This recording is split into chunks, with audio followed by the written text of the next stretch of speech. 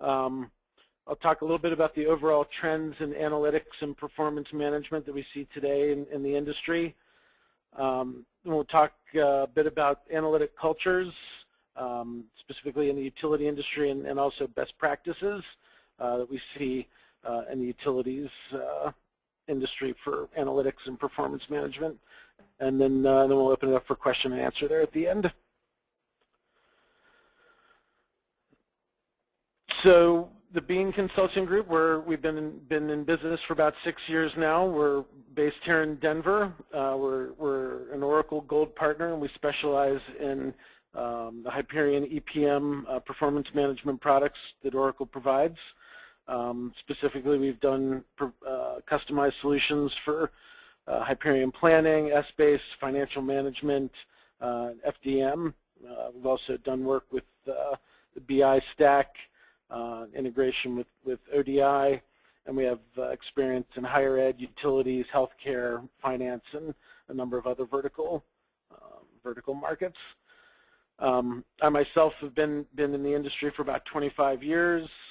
Been doing performance management for close to the last 10 years or so. I'm currently on the board of directors of the Rocky Mountain Oracle User Group, as well as the Colorado Oracle Application User Group. So first we'll talk a little bit about trends in analytics and performance management that we see today. So one of the things that continues to be pervasive in most organizations is the use of spreadsheets in the financial process, whether it be the financial close or the financial forecasting process. And what was recently noted by MarketWatch as well is that up to 88% of spreadsheets that are in use for these sorts of things actually have errors in them, either formula errors or reference errors and that sort of thing. So we continue to see a need for a system to solve this sort of problem, where we have these technology issues, which were mentioned. We have lots of spreadsheets in use today, and that leads to multiple versions of the truth. We have different versions of the Excel sheet on different people's desktop and that sort of thing, which leads to a number of data quality issues. In addition, we may have a number of different methodologies that are used, a number of different models that might be managed within the organization in these Excel sheets. For example, we might have a top-down a model used higher in the organization that's more strategic in nature, and a bottoms-up model that's used more for the line of businesses. And these things may not align very well, and so we wind up with a lot of questions about which one is correct and how do these things line up. And we wind up spending a lot of time then doing reconciliation and data validation and this sort of thing.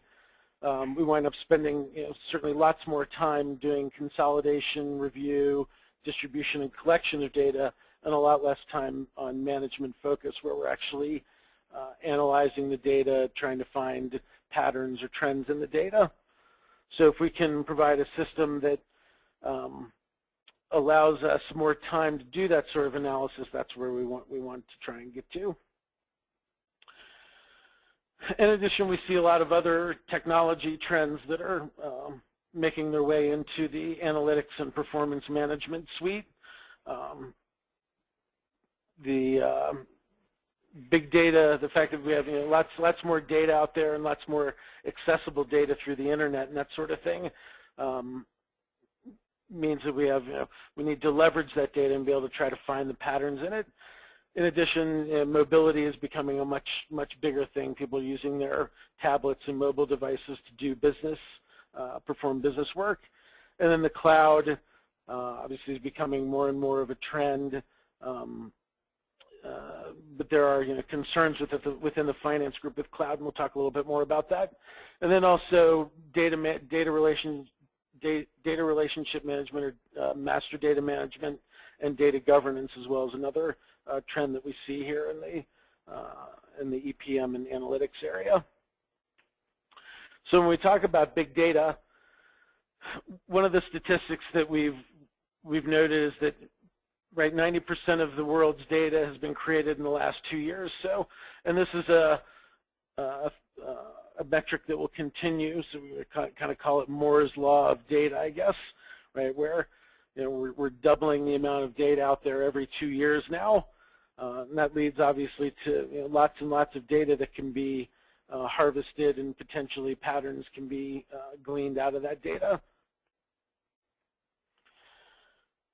One of the other statistics that we noted is that 28% of global CFOs currently own responsibility for big data within the organization, and they're not quite sure what to do about it.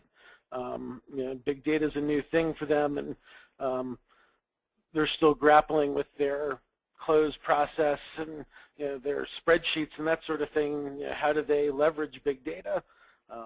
So we want to try and make that a more pervasive thing as well. And the fact that there's all this different variety of data as well, right? There's new websites being created all the time. Social media, Facebook and Twitter have all kinds of data, both structured and unstructured, that can be harvested. And then Google has queries, 2 million queries a day being created. So you have all this variety of data that can be harvested out there on the internet. So some of the potential use cases of big data, right, span all sorts of different markets, and we'll talk a little bit more about the utilities market here today, and the need or the use of smart meters and other sorts of data sources that are out there that are pushing data out onto the internet. And it can be both inside your organization as well as outside the organization. And to that end, right, your transactional systems, Oracle, SAP, that sort of thing, right, this is where your internal data comes from. And that data set's growing regularly as well. As we all know, right, we're having to buy larger drives and bigger systems to manage our back-end transaction systems, as well as SharePoint or whatever to manage all of our internal documents, PDFs, PowerPoints, what have you. But then, as I mentioned, we also have all of this external data that's out there on the internet, this social media data and all of this other machine-generated data that might come from smart sensors and so forth, that we want to be able to try and tap into that data and harvest that so that we can find patterns that we might be able to leverage in terms of either reducing costs or growing revenue or what have you. In addition, the data could also be unstructured. Right, a lot of the data out there now could be, and particularly for utilities, might be maps and other sorts of things like that, where the data is not structured and it doesn't exist in relational tables, but exists in this more unstructured data. But we want to be able to still leverage that data in some way. Here's just an example of how big data or how some of this external data outside an organization could be potentially used in finance. In this case, what we see here is at the top, a trend for sentiment for Netflix is back in 2008, 2009 when they made their change to their pricing strategy, and they went through that whole thing. And you can see here, right, we have this big drop in sentiment, consumer sentiment regarding Netflix. There's a lot of negativity, which precipitates their fall in their stock price back then. Obviously, their stock price has come back now, but this is a sort of, excuse me, leading indicator that a finance group, either within Netflix or in a competing organization like Amazon, for example, might want to try and track this data so that they could leverage that to grow their own revenue. Right? Amazon might want to leverage this as they grew their I can't remember the name of their service now that competes with Netflix, but this is the sort of thing where they might want to leverage that data as a competitive advantage. So what are the action plans for CFOs in terms of big data? Well, they want to invest in their analytical skills more, and we'll talk about this more as we talk about the various analytic cultures that exist in organizations. but the more you invest in your analytical skills in your organization, the more you're going to be able to find patterns in your data as well, and not just look at sort of racking and stacking the data and rolling it up and looking at summarized numbers and that sort of thing. You also want to be able to conduct experiments with the data. As you have lots of this data, you want to do rapid experiments with the data to see where patterns emerge, so you can leverage those patterns. You want to build a strategy for valuing their data as well. We'll talk about this again a little bit more as we talk about the various analytic cultures, but organizations that are on the leading edge value their data more and really consider their data an asset, and they manage and control it that way. And then again, the analytic capabilities there. So all this big data leads us to doing more frequent forecasting. A lot of the organizations that we talk to in the utility industry, some of them still currently do just an annual budget. They do their annual budget in the spring, summertime for the next fiscal year. That budget persists, and they track their actuals against that budget for the year until the next budgeting cycle comes up. Well, right, a lot of us know that that's not really a best practice anymore. We need to feed that latest data, up-to-date data that we have, that we've collected, into our forecast so that we can provide more up-to-date information into that forecasting process. This allows us then to do quarterly or monthly rolling forecasts where we can get a better cash projection as well as we feed that up-to-date information into our forecasts.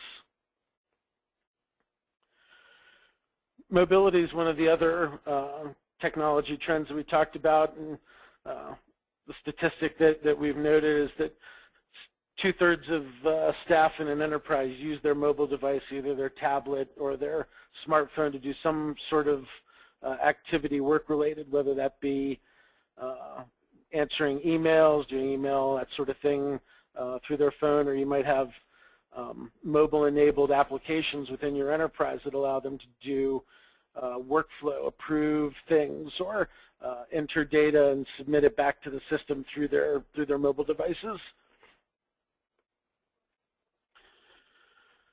But there are some challenges still to mobile adoption as well, right?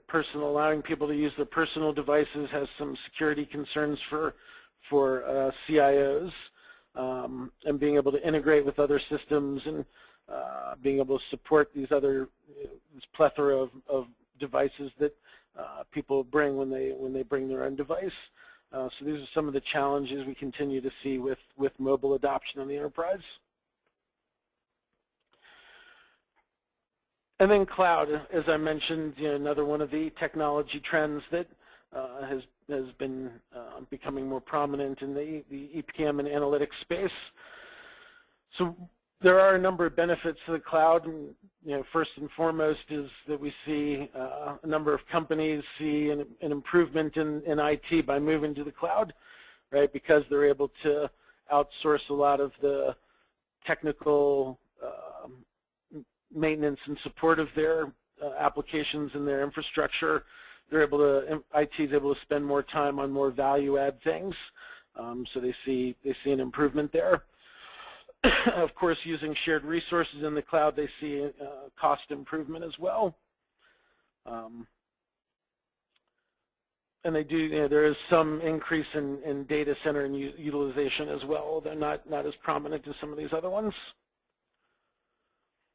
But there are challenges still to the cloud as well, right? A lot of cloud implementations that we see initially started by an organization tend to be sort of smaller one-off projects, which, while successful, tend to create these cloud silos, right? You wind up with these little one-off silos in the cloud out there that aren't well integrated. And IT still has a number of concerns around security and data privacy in the cloud. although I think those issues are continuing to be addressed. And there's also this notion of loss of visibility and control of the data as it goes to the cloud. And again, I think that goes back to these silos, these small projects that are started up through lines of business. IT is not aware of them, so they wind up sort of losing visibility, and you can wind up obviously with some data synchronization issues that way as well. And then the last item that we see is one of the other major trends in this area is master data management and data governance, which are really kind of two sides to the same coin, as we say. Master data management, right, is the ability for us to manage our structures and our metadata or our master data, so that as new accounts are added to our chart of accounts, for example, there's some control over how that account gets added, and if that chart of accounts is used by multiple systems across the organization, there's consistency in that structure across those applications. The data governance side is really more about how do we manage the process of adding that new account to the chart of accounts, who's involved in adding it, who has to approve it, who has to set properties, and that sort of thing. So there's typically some sort of approval and workflow process that goes around managing our master data or our metadata. Just a quick definition here of data governance. Data governance encompasses the people, process, and information technology required to create a consistent and proper handling of an organization's data across the business enterprise. That's all well and good, I guess, but what does that really mean for us? Well, it means there's lots of change typically in an organization, right? There's complexity in IT, where we have perhaps different silos of applications of data that are getting merged together into a single system. We may have migrations and upgrades occurring in IT as well. From a business perspective, we might be expanding our business into new markets and adding new regions or new market segments or new products, and that sort of thing that we want to track within our back-end systems. We may also have mergers and acquisitions and spin-offs, things like that occurring that change our organizational structures and our reporting that we need to manage.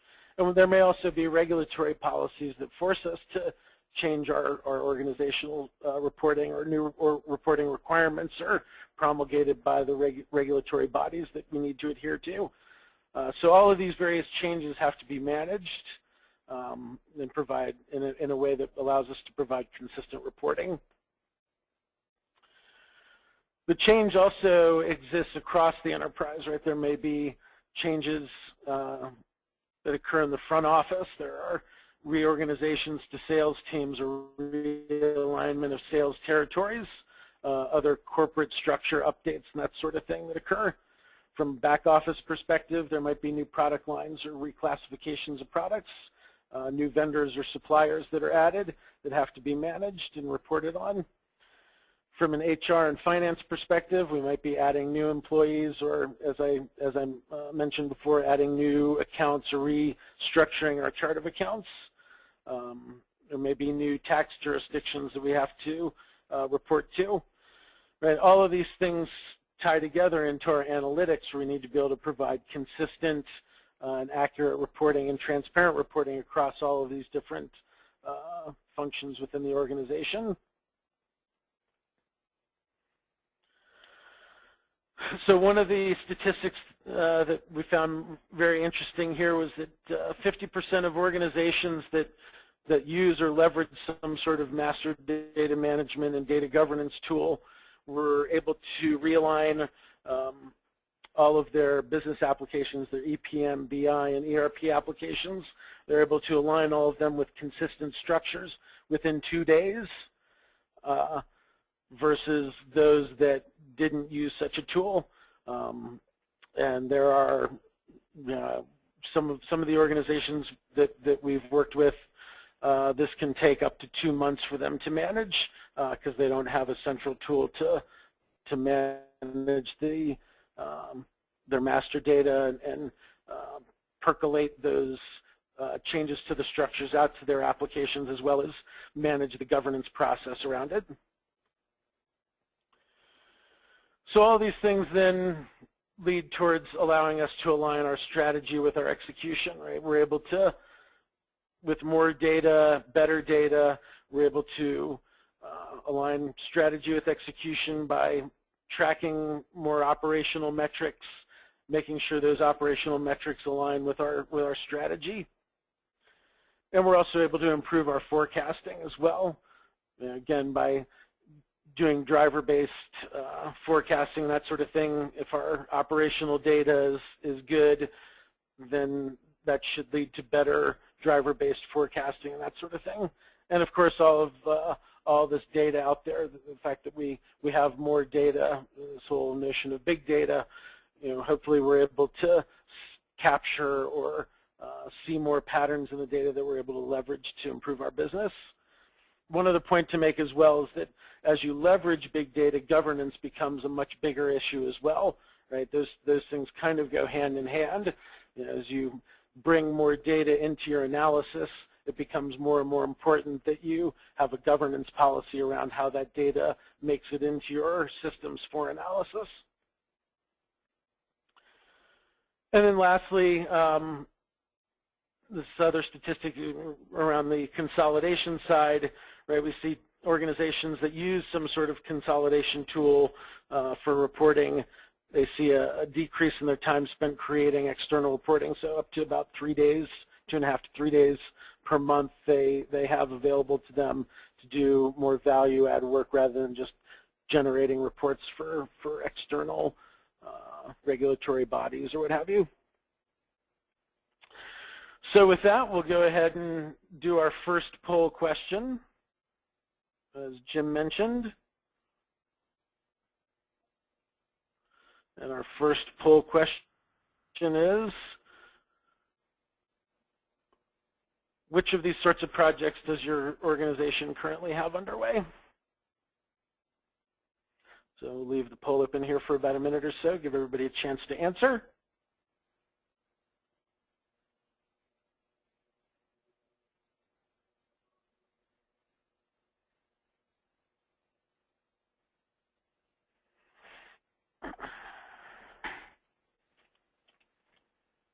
Looks like big data could be our winner today.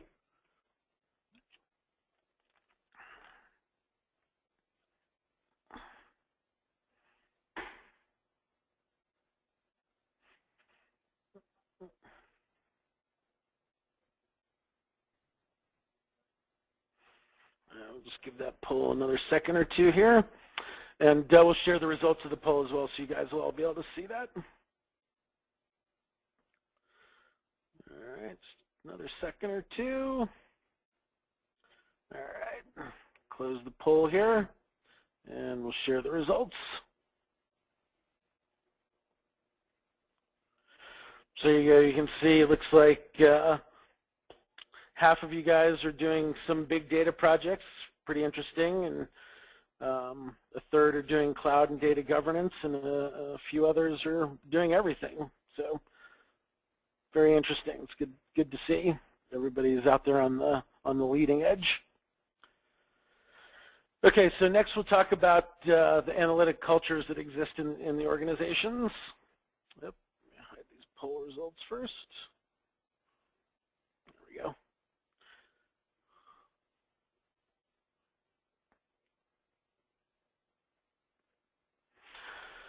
So as we talk about analytic cultures in an organization, there's really kind of 3 stages to the analytic cultures. There's what we refer to as the analytically challenged, and we'll talk about each of these a little bit more. The Analytic Practitioner and the Analytic Innovator. So first, the analytically challenged, right there within the analytically challenged organization.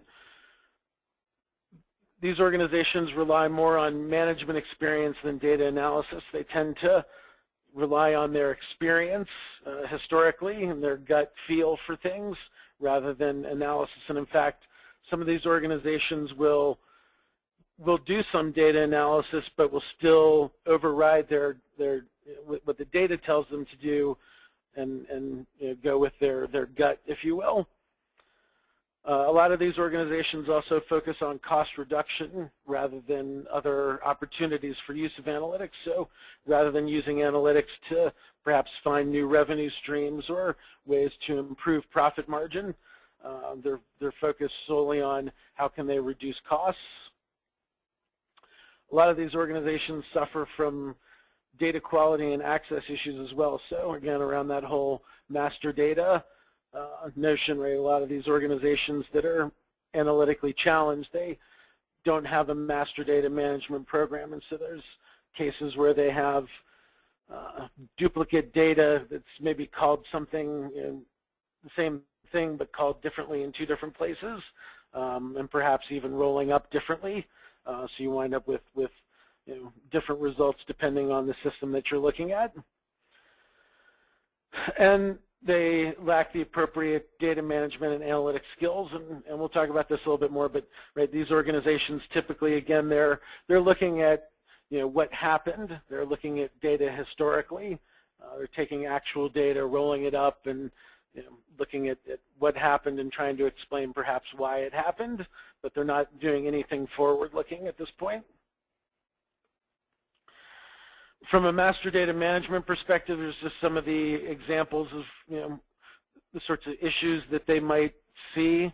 Right in the front office, there might be inequitable distribution of leads, opportunities, that sort of thing across the sales team. From a back office perspective, there could be misalignment between corporate functions and business units. Again, those hierarchical structures may be structured differently in different applications, so they're winding up with different results.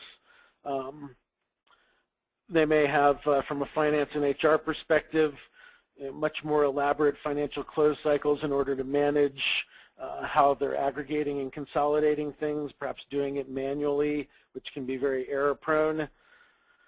And then again, all these things lead down to our analytics side, which again, if we have a lot of these issues, we may wind up having to restate our financials regularly or something like that, which is a big problem for these sorts of organizations.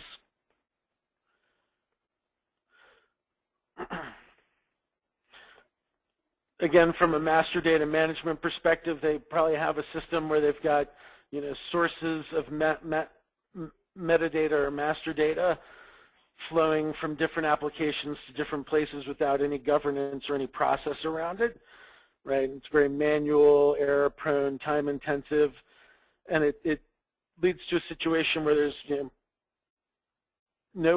no way to audit, or it's very, very difficult to audit these systems. And how did this new account wind up in this system but not in the other system, or that kind of thing. It's also very difficult to roll back changes. So if we wind up putting an account in the wrong place, how do we go back and manage that process?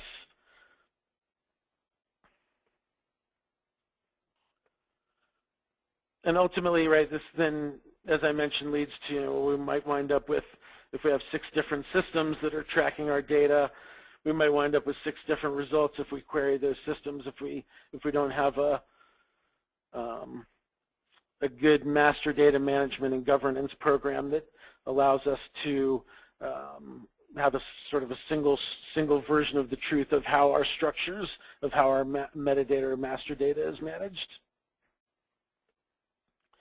And ultimately, right, this winds up leading as well, I believe, to more of a spaghetti sort of situation with infrastructure. We have lots of systems that are sort of cobbled together with duct tape and baling wire and that sort of thing, and you wind up with a very poorly designed infrastructure that is very hard to support and maintain as well. The middle stage is the Analytic Practitioner. This group, they're working to become much more data-driven. They're collecting lots more data and doing more analysis in analytics, but their analytics tend to be focused primarily on their operations still, which is good. They're striving to achieve a level of operational excellence, but they still don't have all the information they need to make really good decisions.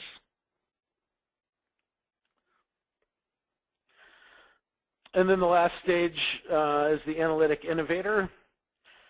Right, this is an organization where analytics is driven from the top down. Senior management believes and promotes the notion of analytics and decision making using data analytics rather than experience.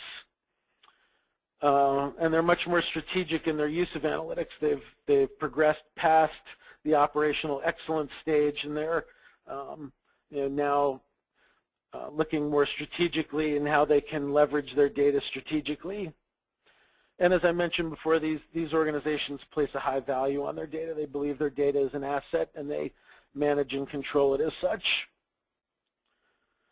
And these organizations have a much higher level of analytic skills. They're not just sort of racking and stacking their data and looking at things historically, but they're also looking at things predictively, future. Right? They're asking questions about what's going to happen and that sort of thing.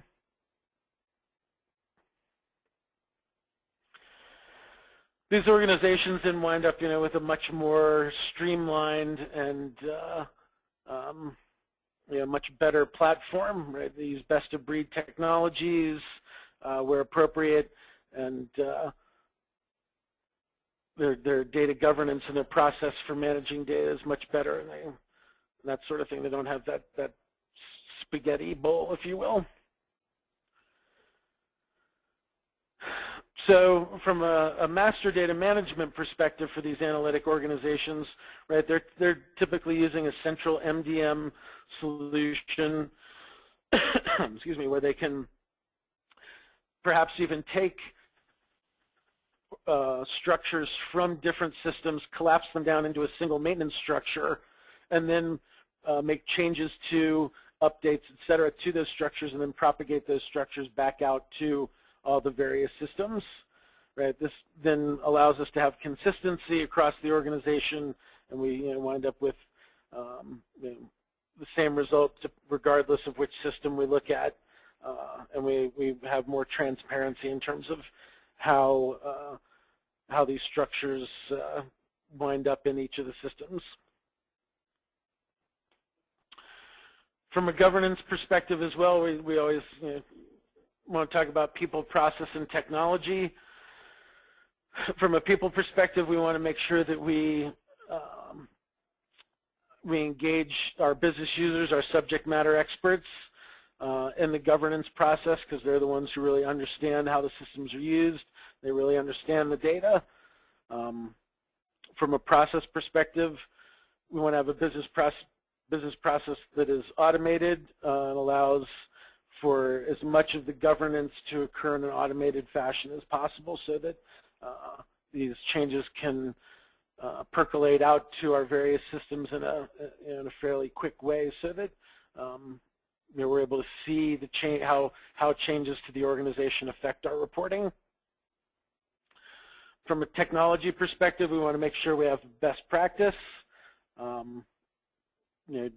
Change management is something that is managed as well. As we make changes to structures, there could be changes throughout the organization as well that have to be managed.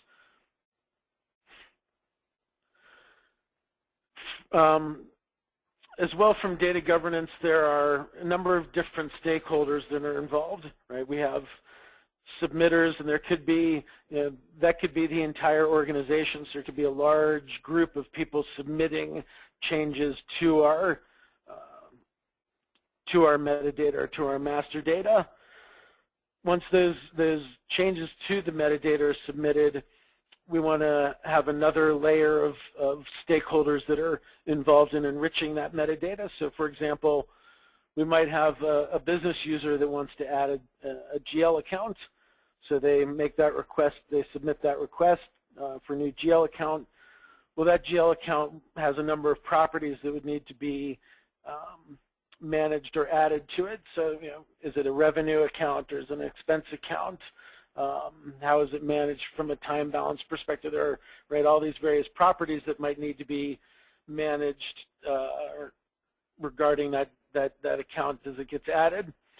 once that enrichment is done and those properties have been added to the system or to the account, we then need to approve it. There might be a number of stakeholders, finance, accounting, whoever that might need to be involved in approving that account or what have you before it actually winds up in the system. And that's a much smaller set of people as well, or a smaller set of stakeholders, ultimately down to our data stewards, who is really that one person who's responsible for the chart of accounts and really understands how everything rolls up and all the data involved with it.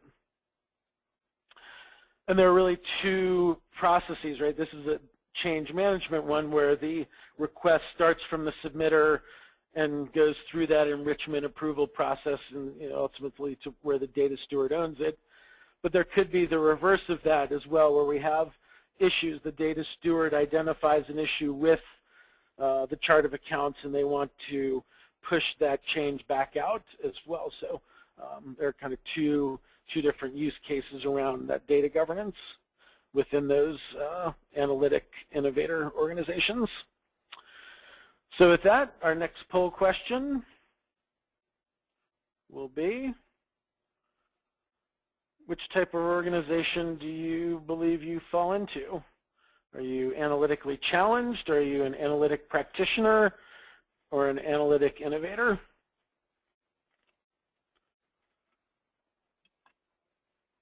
Again, we'll leave this open for a minute or so, give everybody a chance to answer. As soon as we're done, we'll share the results.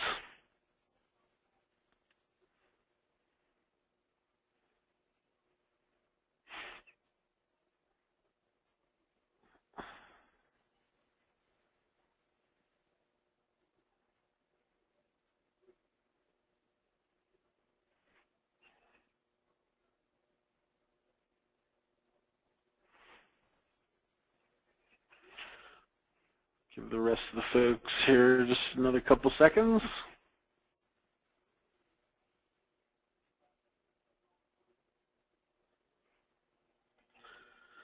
All right.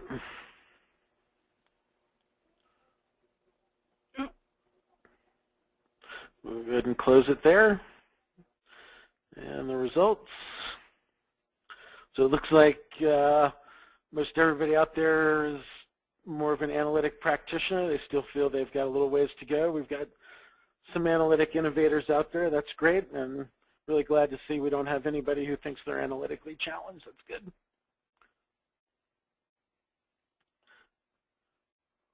All right.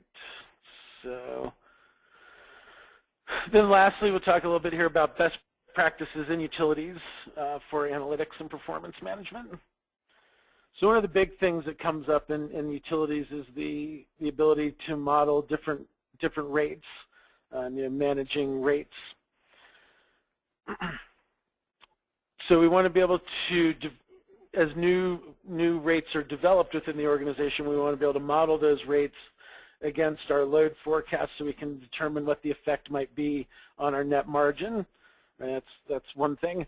And that applies to the forecasting as well, potentially to actuals when we talk about rate cases here. So right, a lot of times, or not a lot of times, but in the event that there is a rate case, we want to be able to model our members or what have you using the old rate model so that we can track them under that until there is some determination made in the rate case. So that from a forecasting perspective, we can forecast them under an old rate model while still forecasting other members who maybe aren't involved in the rate case under new rate models. And then once a determination is made, we can switch things around and change the forecast. So if the rate case is determined that the new rate model is acceptable, then we can switch all of those people that were forecasted under the old rate to the new rate.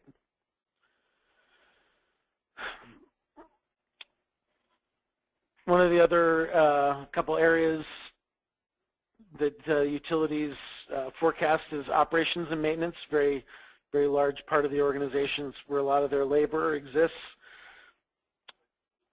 We've seen a number of different methodologies for managing labor costs within the utilities.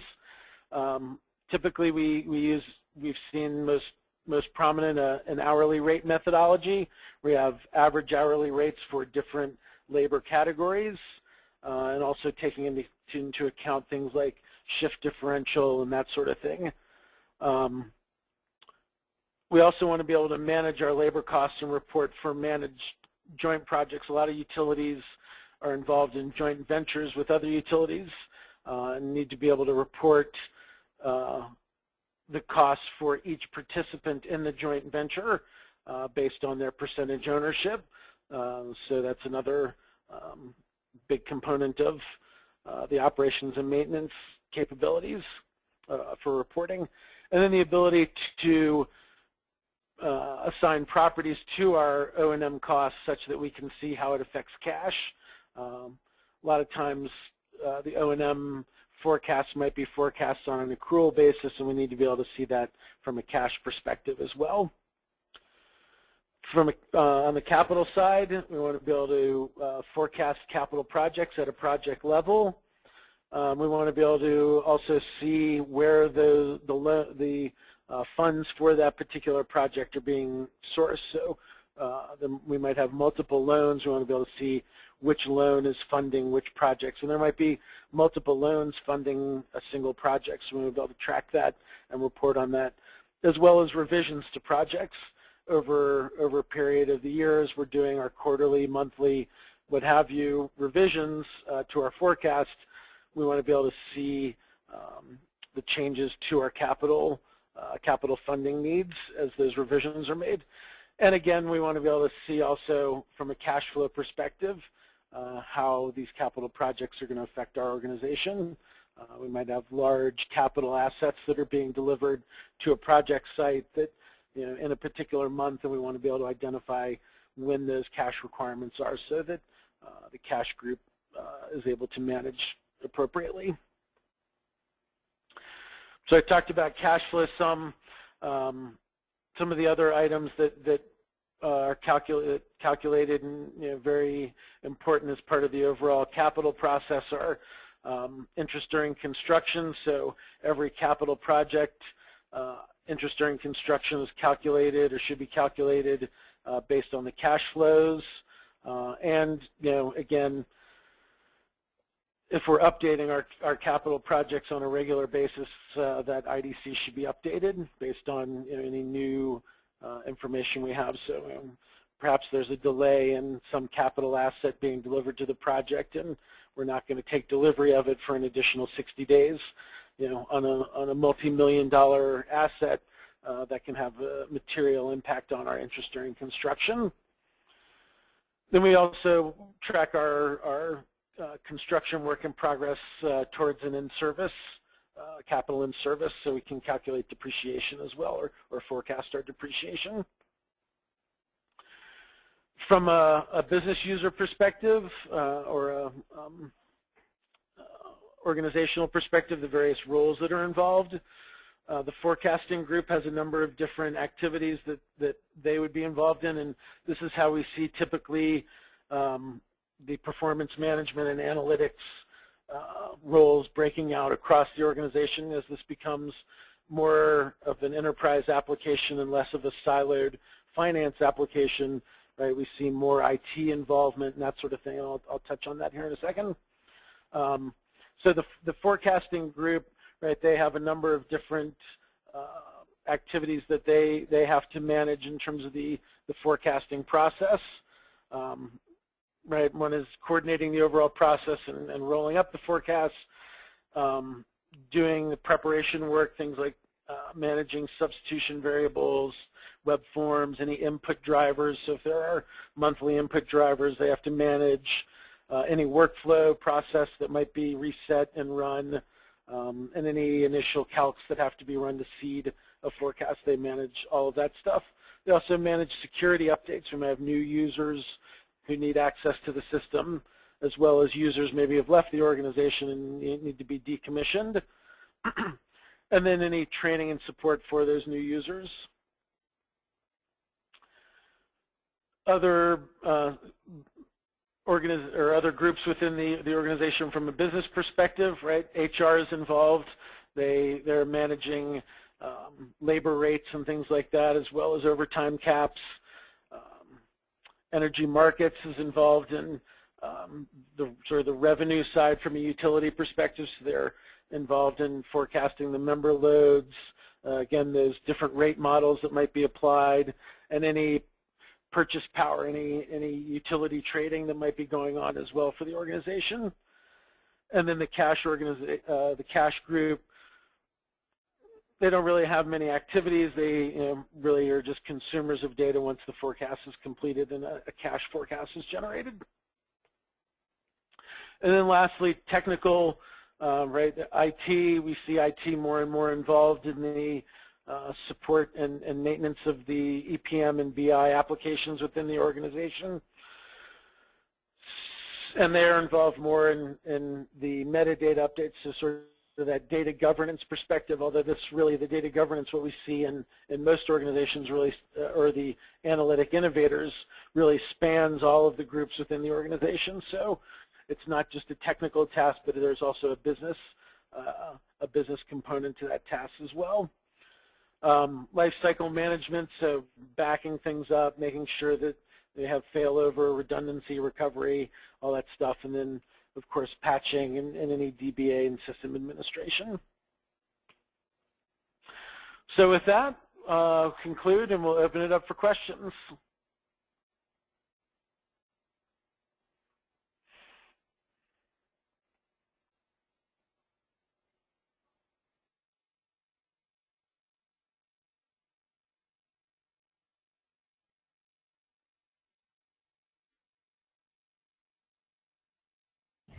Thanks, Chris. Again, I really appreciate you taking the time out to present this demo to us. I know that you've been real busy traveling last week and got some Oracle meetings coming up tomorrow. And again, thanks again for taking the time out to present this to us today.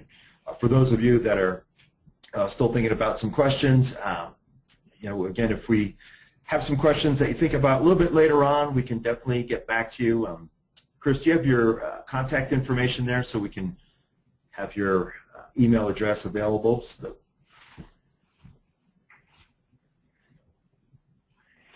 there you go. Great, thank you. So just give it a couple more minutes and wait for some questions to come in if we have some.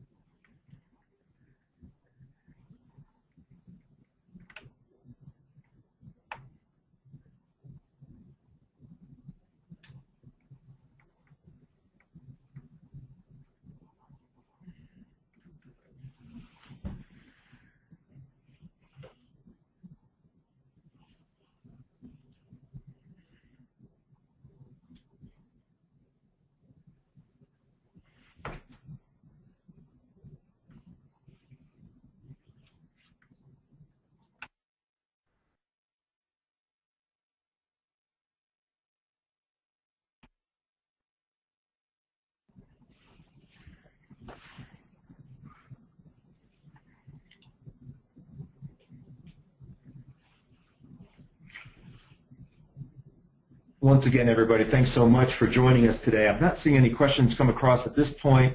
Again, if you have questions that do come up, feel free to reach out to us through Chris Chase's email there. Chris, thanks again for joining us today. Looks like we're going to be ending a little bit short. I think everybody picked up on that slide of spaghetti. I know out here it's coming up on lunchtime, so I know I'm going to be having for lunch.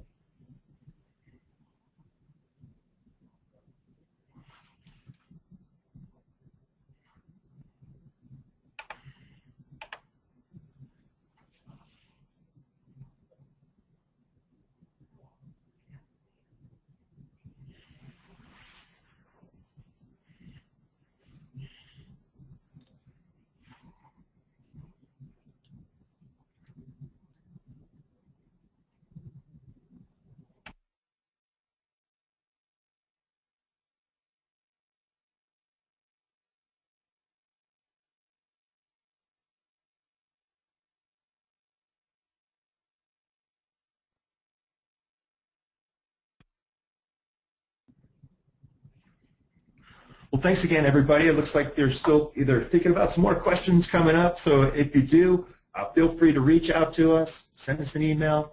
Chris is one of the best in the business, so you can definitely get any answers to the questions that you have sent back to you. Also, we're going to put a posting on our website as well, so you can go to our archive section to view this or to forward this demonstration onto some of your friends, family perhaps, and just, again, let us know if you have any questions and we can help you out with getting that linked up. And thanks again so much for joining us today. We really appreciate your time, and we hope that you all have a great day.